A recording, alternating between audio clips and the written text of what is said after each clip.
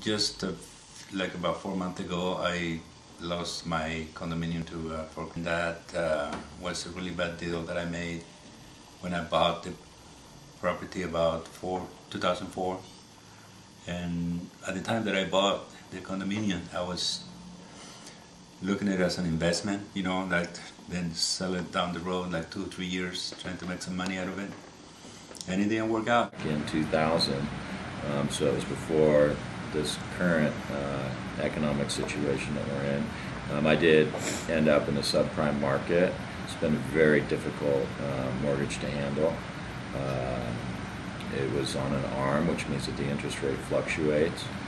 We're still in a recovery pattern on that as a family appropriate, very difficult mortgage to handle in the current economic times.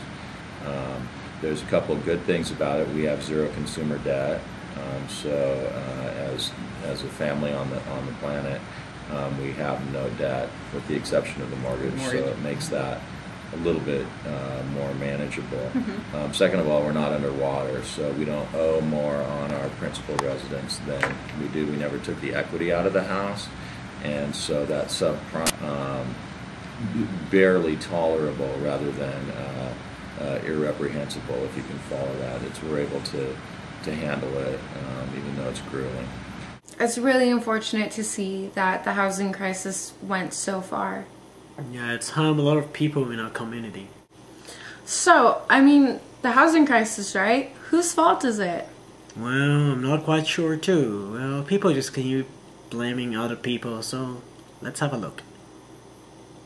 But to answer your question, it was consumer driven. It wasn't the real estate industry. It wasn't the mortgage industry or anything to do. It was consumers who lost sight of value. It was consumers who didn't get a set of forgetting coming out of LaSalle High School. That is what happened. It was driven by greed. It was driven by big screen TVs and Hummers and this kind of a thing. Well, I think that's more the government's fault. I'd have to lay a lot of the blame on to Barney Frank for that. You know, they come up that everybody should own a house and so on, but not everybody can afford to own a house. They lowered the standards. It was easy money. More like there's people out there out to make money in a quick way, so they're not working by themselves. They're teaming up with the title company, the people that they loan, the banks, you know, the financial companies, and everyone else is like working together as a team, trying to get these people into getting into these loans, and knowing that at the end, down the road, they're not going to be able to make those payments because they're making everything so difficult for them that if they try to work it out, you know, they're telling you that don't worry about it, you're going to be able to work it out, you're going to be able to take the taxes out, you're going to be able to take the insurance out, your payment's going to go down in a year or so. And they do such a good job trying to convince you that everything is going to be okay. Greed. It's all greed. Who to point exactly, say you did it or whatever. I think it was a whole group of people being greedy. And like loan officer, we were making good money, so let's offer people whatever they needed, whatever they wanted. I'm not gonna wash my hands and say I didn't do it. I try not to, but the programs that were there, and they were there for me to sell them, and I did it. Anyway, so then brokers, obviously, the more you sell, the more discount you get, and then lenders, the more money they make, they got big. Then the lenders, you have the banks, that they allow all of this to happen. Oh my gosh, so many people to blame, Chase. What do you think? Yeah, I agree. Well, you cannot like possibly blame like one people. It's like as a whole community, the government, the bank, the brokers, and the consumers. So it's like a domino effect, I think.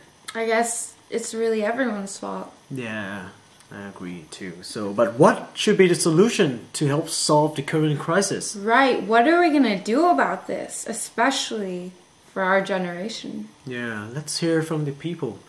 What do they think? Kill everybody. I don't think I like that idea, Chase. Well, it's not a bad idea, Colin. I'll go with that one. No, let's see what else there is. With this kind of unemployment, how can we deal with a housing situation? It's the unemployment that's leading the housing, not the other way. I think there should be less government intervention. I think that they should let the market dictate the value of the property. Fear is what you need to be watchful of, because fear is like anything else. The run on the banks in the 20s and, that had smarts were buying up stock and so forth because they knew it would come back. Housing's going to come back. It's a very tangible piece out there that over the history you can see it comes back. It's just a waiting game, and it's something that you have to take a hold of and just realize, okay, this is house for another 5 years. Things will come back. There are some people that have to sell. They're moving, whatever. Some people are going to have some issues with that, but again, as David mentioned, for the most part, it's the buyer's market around the country. So that you might lose out on the home that you're selling. You'll make it up with the value of the home you get to buy. It goes right back to the consumer confidence that we were talking about earlier, and fear is appearing real. Okay, fear, F-E-A-R, false evidence appearing real. And what happened was the consumers got caught in fear in the last 36, 48 months. And what we're doing with that is eliminating the fear factor. Again, fear being false evidence appearing real. Just like I told you, when I come into your house, you're hiring me to be full of bad news. I represent the market, not your relationship with your equity. You want and us if to we be can move honest. through that, then people that want to hear what they want to hear don't want to work with somebody that knows what they're doing. If you're going to be bullied by your buyer or your seller, I don't want to work with them, because if they won't hear me, what's the point of having a professional? Then go put it on for sale by owner. Because you don't get it and you're not going to sell it. I think what you guys has to come out is, first of all, be educated on the important things. Be educated about government. Be educated about your taxes. Educate yourself in the things that will affect your life. So educate yourself and fight for your right. Because when you fight for your right, you start fighting for the rights of a community, and then to a city, a state, a country, a world.